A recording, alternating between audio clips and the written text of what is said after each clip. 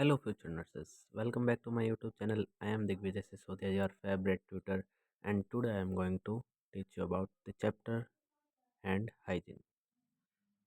ये चैप्टर जो है आपकी सब्जेक्ट इन्फेक्शन कंट्रोल का चैप्टर है, जो कि माइक्रोबायोलॉजी के अंदर ही इंक्लूडेड होती है। इन दोनों का एग्जाम साथ में ही होता है। माइक्रोबायोलॉजी का पार्ट ए में होता है एंड इन्फेक्शन कंट्रोल का पार्ट बी में एग्जाम होता है। ठीक है, एक ही पेपर आता है इनका, बाकी पार्ट डिवाइडेड होते हैं टू पार्ट्स के अंदर। अब तो हम पढ़ने जा रहे हैं इन्फेक्शन कंट्रोल का chapter hand hygiene. Hand hygiene क्या होता है? हैंड हाइजीन जैसे कि नाम से ही पता चल रहा है, हाथों को धोना या हाथों की साफ सफाई। ठीक है, तो hand hygiene means hand wash. Basically आपको रिलेट कर गया होगा कि हैंड हाइजीन क्या है। अब इसको हम इंट्रोडक्शन से वगैरह थोड़ा डीपली समझते हैं। इससे मेनली क्वेश्चन 2 नंबर या 5 नंबर के अंदर आता है, यह बात आपको याद रखनी है। ठीक है, तो सबसे पहले इसका इंट्रोडक्शन देखते हैं कि हैंड हाइजीन क्या होता है। Hand hygiene is the critical infection control measures that involves cleaning and sanitizing one's hands to prevent the spread of harmful pathogens. So, what is hand hygiene? Hand hygiene क्या है? एक critical infection control measures है, यानी कि ये infection को control करने वाली क्रिटिकल मेजर्स है। ठीक है, तो हैंड हाइजीन क्या करता है? इन्फेक्शन को कंट्रोल करता है। ठीक है, जो कि क्या इन्वॉल्व करता है अपने अंदर? एक तो कि हैंड हाइजीन से क्या हो रहती है? क्लीनिंग रहती है। दूसरा सैनिटाइजिंग। सैनिटाइजिंग मीन्स कि जब हम सैनिटाइज़र का यूज़ करते हैं तो क्या रहता है कि इन्फेक्शन जो छोटे छोटे सूक्ष्म जीव है, माइक्रोब्स जिनको बोलते हैं, वो क्या हो जाते हैं? डिस्ट्रॉय हो जाते हैं। किससे? सैनिटाइजिंग से। ठीक है, तो पहला तो क्लीनिंग, दूसरा क्या करती है हैंड हाइजीन? तो वो है सैनिटाइजिंग। ठीक है, once hands to prevent the spread of harmful pathogens. ठीक है, तो इससे क्या होता है कि जो हार्मफुल पैथोजेंस जो होते हैं ना, उनको स्प्रेड यानी कि फैलने से भी बचाने के लिए हमारा हैंड हाइजीन बहुत बड़ा रोल प्ले करता है। ठीक है, फिर नेक्स्ट पॉइंट क्या है? It is essential for health care workers. जो अपना हैंड हाइजीन है वो असेंशियल रहता है अपने हेल्थ केयर वर्कर्स, जो भी हॉस्पिटल के अंदर जो काम करने वाले वर्कर्स होते हैं उनको हेल्थ केयर वर्कर्स बोलते हैं। तो उनके लिए ये क्या रहता है? असेंशियल रहता है। एज वेल एज इंडिविजुअल, तो हेल्थ केयर वर्कर्स के साथ साथ जो इंडिविजुअल्स, जो नॉर्मल ह्यूमंस है जो कि हॉस्पिटल के अंदर काम नहीं करते हैं, उनके लिए भी ये बहुत ज़रूरी रहता है अपना क्या? Hand hygiene. ठीक है, to maintain proper hand hygiene is to reduce the risk of infection. ठीक है, तो हैंड हाइजीन को क्या करता है कि जो प्रॉपर हैंड हाइजीन जो होती है ना, वो क्या करती है? रिड्यूस कर देती है किसका रिस्क? रिस्क ऑफ इन्फेक्शन, यानी कि जो इन्फेक्शन होने का रिस्क को ये डिक्रीज कर देती है या रिड्यूस कर देती है। कौन? अपनी प्रॉपर मेंटेन हैंड हाइजीन। ठीक है बच्चों, फिर नेक्स्ट क्वेश्चन आ जाता है अपना कि what is concept of asepsis या कंसेप्ट ऑफ असepsis। असepsis क्या होता है? Like hand hygiene same like asepsis. Okay, तो asepsis the nurse efforts to maintain minimize the onset and spread of infection are based on the principle of asepsis technique. Nurse क्या करती है? Infection को spread, spread का मतलब होता है फैलना। तो नर्स क्या करती है? इन्फेक्शन को स्प्रेड होने से बचाने के लिए एफर्ट्स लगाती है कुछ। तो वो एफर्ट्स क्या करते हैं? वो एफर्ट्स जो है वो बेस्ड रहते हैं किसके ऊपर?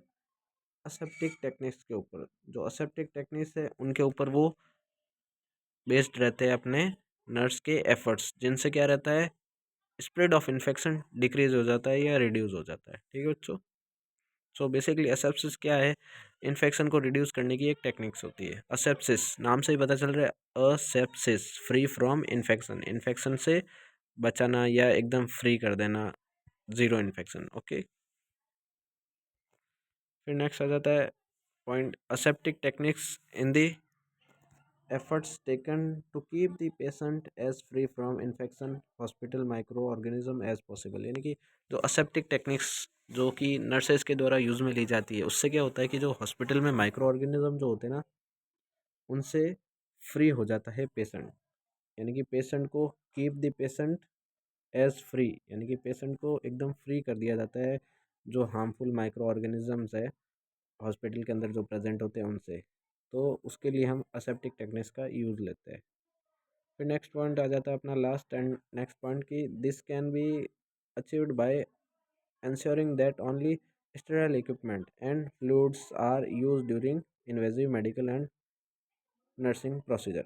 ओके, तो यहाँ पे ये कहना चाहता है कि ये जो अपना असेप्सिक टेक्निक्स है वो क्या करती है, अपने अचीव की जाती है only sterile equipment. Sterile equipment क्या होते हैं, जो कि हॉस्पिटल के अंदर जो इक्विपमेंट प्रेजेंट होते हैं ना नॉर्मली, उनको स्टेराइल किया जाता है। मीन्स के इन्फेक्शन से एकदम फ्री किया जाता है। उनके ऊपर इन्फेक्शन प्रेजेंट नहीं रहता है, ना माइक्रोब्स ऑर्गेनिज्म जो होते हैं वो प्रेजेंट रहते हैं। वो एकदम प्योर, एकदम हाइजीन वाले अपने इक्विपमेंट्स होते हैं, उनको बोलते हैं हम स्टेराइल इक्विपमेंट्स। तो नर्सेज क्या करती है, जो स्टेराइल इक्विपमेंट्स है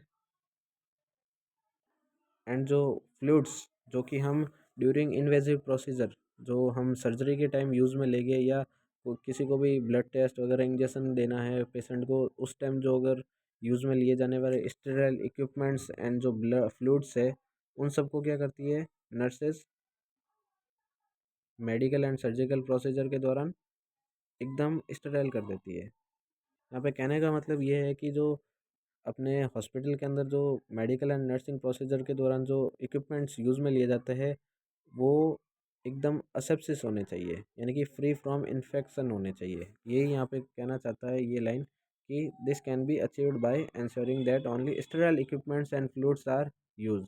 जो कि स्टेराइल इक्विपमेंट्स एंड फ्लूइड्स है वही यूज़ हो गए किसके अंदर, मेडिकल एंड नर्सिंग प्रोसीजर के अंदर है। यहाँ पर यही कहना चाहता है। फिर नेक्स्ट आ जाता है टाइप्स ऑफ असेप्सिक टेक्निक्स। अब असेप्सिक टेक्निक्स के टाइप्स क्या क्या है। सबसे पहला है मेडिकल असेप्सिस। नेक्स्ट टाइप है इसका सर्जिकल असेप्सिस। मेडिकल असेप्सिस जो कि अपने नॉर्मली इन्वेजिव प्रोसीजर होते हैं हॉस्पिटल के अंदर, ओपीडी वगैरह के अंदर चलते हो, वो हमारे मेडिकल असेप्सिस के अंदर आते हैं। फिर सर्जिकल असेप्सिस के अंदर जो भी सर्जरी वगैरह होती है ओटी के अंदर, वो सब सर्जिकल असेप्सिस के अंदर आते हैं। अब मेडिकल असेप्सिस क्या है, तो medical asepsis sometimes called clean techniques. तो मेडिकल एसेप्सिस को हम क्लीन टेक्निक्स भी बोलते हैं। Is based on maintaining cleanliness to prevent, next slide, the spread of infectious disease and to assure that the environment is as free of microorganism as possible। तो बच्चों यहाँ पे medical asepsis जिसको हम clean techniques भी बोलते हैं, ये क्या रहता है कि क्लीनलीनेस को मेंटेन करता है एंड स्प्रेड ऑफ इन्फेक्शन को प्रिवेंट करता है, यानी कि इन्फेक्शन को फैलने से बचाता है अपना मेडिकल एसेप्सिस। एंड क्लीनलीनेस यानी कि साफ़ सफाई का एकदम मेंटेन करता है, साफ़ सफाई को, क्लीनलीनेस को मेंटेन करता है। ठीक है, तो ये होता है हमारा मेडिकल एसेप्सिस। एंड ये और क्या करता है, ये एश्योर करता है कि जो अपना एनवायरनमेंट है वो कैसा रहे, फ्री फ्रॉम माइक्रो ऑर्गेनिज्म, यानी कि माइक्रो ऑर्गेनिज्म से अपना पूरा एनवायरनमेंट एकदम फ्रीली रहे। उसके अंदर एनवायरनमेंट के अंदर, हॉस्पिटल एनवायरनमेंट के अंदर माइक्रो ऑर्गेनिज्म प्रेजेंट ना हो, ऐसा करने की कोशिश करता है अपना कौन, मेडिकल एसेप्सिस। फिर हम देखते हैं कि मेडिकल एसेप्सिस के एडवांटेज क्या क्या होते हैं। तो मेडिकल एसेप्सिस के सीधी सी बात है, एडवांटेज होता है कि is medical asepsis is that it helps to reduce the incidence of nosocomial infection. तो अपना मेडिकल एसेप्सिस क्या करता है, नोजोकोमल इन्फेक्शन को क्या करता है, रिड्यूस कर देता है। नोजोकोमल इन्फेक्शन अब क्या होता है, नोजोकोमल इन्फेक्शन जिसको हम हॉस्पिटल एक्वायर्ड इन्फेक्शन भी बोलते हैं या हेल्थ केयर एसोसिएटेड इन्फेक्शन भी बोलते हैं। ये क्या होता है, ये इन्फेक्शन जो है पेशेंट के हॉस्पिटल के अंदर एडमिट होने के विथ इन 48 आवर, यानी कि 48 आवर के अंदर जो इन्फेक्शन होता है उसको नोजोकोमल इन्फेक्शन बोला जाता है। वो पेशेंट के अंदर पहले से इनबिल्ट नहीं होता है, वो हॉस्पिटल में एडमिट होने के बाद होता है, इसलिए उसको हम हॉस्पिटल एक्वायर्ड इन्फेक्शन या हेल्थ केयर एसोसिएटेड इन्फेक्शन भी कहते हैं। ठीक है बच्चों, तो उस नोजोकोमल इन्फेक्शन को अपना मेडिकल एसेप्सिस क्या करता है, रिड्यूस कर देता है। फिर नेक्स्ट आ जाता है कि मेडिकल एसेप्सिस के फीचर क्या होते हैं। तो ये होता है कि ये डर्ट को पहचानने में मदद करता है, या क्लीन जो है उसको एंड स्टेराइल जो है उसको पहचानने में मदद करता है, कि know what is clean, know what is dirt, know what is sterile. Okay, फिर नेक्स्ट आ जाता है कि अपने मेडिकल एसेप्सिस के प्रिंसिपल्स क्या क्या है। तो सबसे पहला प्रिंसिपल है कि क्लींस hand frequently following CDC hand hygiene guideline. जो सीडीसी की हैंड हाइजीन की गाइडलाइंस है उसके अकॉर्डिंग अपने को फ्रिक्वेंटली हैंड्स को वॉश करना है या क्लीन करना है। तो ये हमारा था पहला प्रिंसिपल। फिर नेक्स्ट प्रिंसिपल आ जाता है अपना कि avoid having the patient cough sneeze और breathe directly on the others, यानी कि जो पेशेंट है उसको अवॉइड करना है अपन को कफिंग एंड स्नीजिंग, ठीक है, डायरेक्टली ऑन अदर्स। जो नॉर्मल अपने अपने जो पेशेंट्स है ना जो हॉस्पिटल के अंदर, उनको अवॉइड करना है कि हम उनके कांटेक्ट में ना आए कफिंग एंड स्नीजिंग के। उससे क्या होता है कि इन्फेक्शन स्प्रेड हो जाता है, इसलिए तो अवॉइड करना है अपन को having the patient cough and sneeze. Okay. फिर नेक्स्ट प्रिंसिपल है कि dispose used items directly into the appropriate container. अब यहाँ पे ये कहना चाहता है कि जो अप्रोप्रिएट कंटेनर का मतलब है अपने जो कचरा पत्र होते हैं, डस्टबिन होते हैं, उसको बोलते हैं अप्रोप्रिएट कंटेनर। तो अपन को क्या करना है कि BMW जो अपना है बॉडी बायो मेडिकल वेस्ट, उसको प्रॉपरली यूज़ करना है। मीन्स के जो भी अपन ने यूज़ कर रखे हैं आइटम्स, उनको डिस्पोज करना है, कंटेनर्स के अंदर डाल देना है, जिससे कि हैंड हाइजीन मेंटेन रहे, सॉरी हाइजीन मेंटेन रहे, not hand hygiene, hygiene maintain रहे एंड क्लीनलीनेस मेंटेन रहे एंड एनवायरनमेंट जो अपना है वो free from microbes and infection रहे। ठीक है, तो नेक्स्ट आ जाता है फिर कि avoid touching your eyes face and mouth. अब यहाँ पे बोल रहा है कि हमको आइज फेस एंड माउथ को बार बार टच करने से अवॉइड करना है। क्यों? क्योंकि इन्फेक्शन जो है बहुत ज़्यादा हैंड्स के अंदर प्रेजेंट रहता है।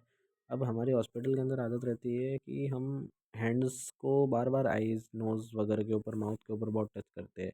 एंड जो आइज़ फेस माउथ एंड जो ये है ना, इनसे इन्फेक्शन बहुत ज़्यादा फैलता है। तो हम जब इनको टच करेंगे तो इनसे क्या होगा कि हैंड के ऊपर जो इन्फेक्शन माइक्रोब्स प्रेजेंट होगी वो आइज़ माउथ या फेस के द्वारा हमारे बॉडी के अंदर चले जाएंगे, जिनसे हमें डिजीज़ कंडीशन हो जाएगी। इसलिए हमको अवॉइड करना है अपने आइज़ फेस एंड माउथ को टच करना। ठीक है।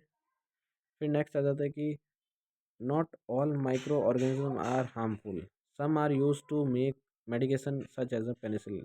ये बहुत ही अच्छी लाइन बोल रखी है यहाँ पे कि जो सभी जो माइक्रो ऑर्गेनिज्म है वो हार्मफुल नहीं होते। कुछ माइक्रो ऑर्गेनिज्म ऐसे भी होते हैं जो कि बॉडी के लिए हेल्थी होते हैं, क्योंकि वो मेडिकेशन का काम करते हैं बॉडी के अंदर। जैसे कि जस्ट लाइक पेनिसिलिन एक एंटीबायोटिक है जिसका इस्तेमाल हम मेडिकेशन के तौर पे यूज़ में लिया जाता है, बट पेनिसिलिन क्या है? माइक्रो ऑर्गेनिज्म से ही बनती है। ये एंटीबायोटिक किससे बनती है? पेनिसिलिन नामक माइक्रो ऑर्गेनिज्म से। ठीक है, तो not all microorganism are harmful, some are use to make medication. अब नेक्स्ट आ जाता है अपना सर्जिकल एसेप्सिस। सर्जिकल एसेप्सिस क्या होता है? सर्जिकल एसेप्सिस जिसको हम क्या कहते हैं, दूसरा नाम इसका है आल्सो कॉल्ड स्टेराइल टेक्निक्स। हमने देखा था कि मेडिकल एसेप्सिस को हमने बोला था क्लीन टेक्निक्स, और यहाँ पे सर्जिकल एसेप्सिस को हम बोल रहे हैं स्टेराइल टेक्निक्स। ठीक है, तो मेडिकल एसेप्सिस में हमने क्या किया था, सिर्फ क्लीनलीनेस का मेंटेन किया था, क्लीन वगैरह किया था। एंड सर्जिकल एसेप्सिस में हम क्या करेंगे, प्रॉपर स्टेराइल टेक्निक्स का यूज़ करेंगे। तो अब हम स्टेराइल टेक्निक्स का यूज़ क्यों करें? Perform to ensure the absence of pathogenic and other potentially harmful microbes during on invasive procedure. तो इन्वेजिव प्रोसीजर के दौरान जो अपने पैथोजेंस माइक्रोब्स है वो क्या करते हैं कि इन्वेजिव प्रोसीजर के दौरान एंटर कर जाते हैं बॉडी के अंदर। तो उनको प्रिवेंट करने के लिए हम क्या करना पड़ेगा, हमें स्टेराइल टेक्निक्स का यूज़ करेंगे, जिससे क्या रहेगा कि जो अपने पैथोजेंस माइक्रोब्स है वो बॉडी के अंदर जहाँ पे हम इन्वेजिव प्रोसीजर यूज़ करेंगे वहाँ पे प्रेजेंट ना हो। ठीक है, तो उसके लिए हम स्टेराइल टेक्निक्स का यूज़ करेंगे, जिससे क्या होगा कि अपने पैथोजेंस माइक्रोब्स है वो बॉडी के अंदर वहाँ से रिमूव हो जाएंगे। फिर हम इजीली इन्वेजिव प्रोसीजर का यूज़ करके हम बॉडी को प्रोसीजर कंटिन्यू करेंगे, जिससे हमारा इन्फेक्शन का चांसेस डिक्रीज रह जाएंगे या रिड्यूस हो जाएंगे। फिर हमारा आ जाता है नेक्स्ट स्लाइड पे कि व्हाट इज़ इन्वेजिव। अब मैं बार बार इन्वेजिव प्रोसीजर का नाम ले रहा हूँ, तो इन्वेजिव प्रोसीजर क्या होते हैं? इन्वेजिव प्रोसीजर क्या होता है कि an invasive procedure is an any procedure in which entry is made into the body, for instance place a catheter or intubating a patient before surgery। Means कि invasive procedure जो कि जिसके अंदर हम इंजेक्शंस कैथेटर्स वगैरह का use करते हैं। सो बेसिकली इन्वेजिव प्रोसीजर ऐसा प्रोसीजर जिसके अंदर हम बॉडी के अंदर कुछ मेडिकेशंस वगैरह ड्रग्स वगैरह देते हैं पेशेंट को, तो नेचुरल से होल से ना देकर हम उसको आर्टिफिशियल होल यानी कि बॉडी के अंदर होल करके फिर देते हैं हम ड्रग्स को या मेडिकेशंस को, तो उसे हम इन्वेसिव प्रोसीजर के अंदर इंक्लूड करते हैं। जस्ट लाइक किसी को भी पेशेंट को हम इंजेक्शन के माध्यम से कुछ मेडिकेशन दे रहे हैं या कैथेटर जिससे हम उसको ड्रग्स दे रहे हैं, तो वो सब हमारी इन्वेजिव प्रोसीजर के अंदर इंक्लूड होती है। तो ये था हमारा इन्वेजिव प्रोसीजर। अब सर्जिकल एसेप्सिस के एडवांटेज क्या क्या है? तो surgical asepsis is important to prevent infection occurring due to invasive procedure. So ये तो सेम ही है कि हम एसेप्सिस का यूज़ क्यों करते हैं कि इन्फेक्शन से बचाने के लिए। तो मेडिकल हो या सर्जिकल, दोनों में हम क्या करेंगे? इन्फेक्शन से प्रिवेंटिंग करेंगे, ठीक है। तो सर्जिकल एसेप्सिस भी क्या है अपना, प्रिवेंट करता है इन्फेक्शन को। It reduce healing time and decrease hospital acquired infection by decreasing the likelihood of microbes entering the body from the external environment. यानी कि जो अपना एक्सटर्नल एनवायरनमेंट है, वहाँ से माइक्रोब जो है अपनी बॉडी के अंदर ना एंटर हो, उसको प्रिवेंट करने के लिए अपना सर्जिकल एसेप्सिस बहुत बड़ा रोल प्ले करता है। फिर हम देखते हैं सर्जिकल एसेप्सिस के प्रिंसिपल्स। जैसे कि पहला है कि only a sterile objects can touch another sterile objects. ये इसको मैं एक एग्जांपल से समझाना चाहूँगा। जैसे कि अपने हॉस्पिटल के अंदर होती है फोर्सेप्स। आपने देखा होगा कि फोर्सेप्स जो होती है कई टाइप्स की होती है, just like gauze holding, sponge holding, या मॉस्किटो आर्टरी फोर्सेप हो गई। तो ऐसे डिफरेंट टाइप की होती है, तो उनको हम एक दूसरे से टच करते ही रहते हैं। जैसे कि गॉज होल्डिंग या स्पंज होल्डिंग फोर्सेप है, उससे हम क्या करते हैं? स्पंज को या जो अपना गॉज पीस है उसको होल्ड करते हैं। तो उसको होल्ड करते टाइम ये बात याद रखनी है कि जो अपना वो फोर्सेप है, वो भी कैसी होनी चाहिए? स्टेराइल होनी चाहिए। मतलब ये प्रॉपरली उसको ऑटोक्लेव के अंदर डाल के एकदम स्टेराइज कर रखा होना चाहिए। एंड जो गॉज यूज़ में लिया जा रहा है वो भी कैसा होना चाहिए? स्टेराइज। यानी कि जो इक्विपमेंट हम एक दूसरे से टच कर रहे हैं, वो इक्विपमेंट कैसे होने चाहिए? स्टेरिलाइज होने चाहिए, ताकि इन्फेक्शन का चांसेस ना रहे। अदरवाइज अगर एक जो है इंस्ट्रूमेंट वो स्टेरिलाइज एंड एक दूसरा इंस्ट्रूमेंट जो है वो स्टेरिलाइज नहीं है, तो उससे क्या होगा कि जो नॉन स्टेरिलाइज इंस्ट्रूमेंट है उससे इन्फेक्शन स्प्रेड हो जाएगा किसके अंदर? स्टेरिलाइज इक्विपमेंट के अंदर। इसलिए तो only a sterile object can touch another sterile object, यानी कि जो स्टेराइल ऑब्जेक्ट है वही दूसरे स्टेराइज ऑब्जेक्ट को टच करेगा, ठीक है। फिर नेक्स्ट इसका प्रिंसिपल है avoid spilling any solution on a cloth और paper used as a field for sterile setup, ठीक है। तो स्टेराइल सेटअप के दौरान कोई भी अपना सॉल्यूशन है वो क्लॉथ्स के ऊपर नहीं गिरना देना है।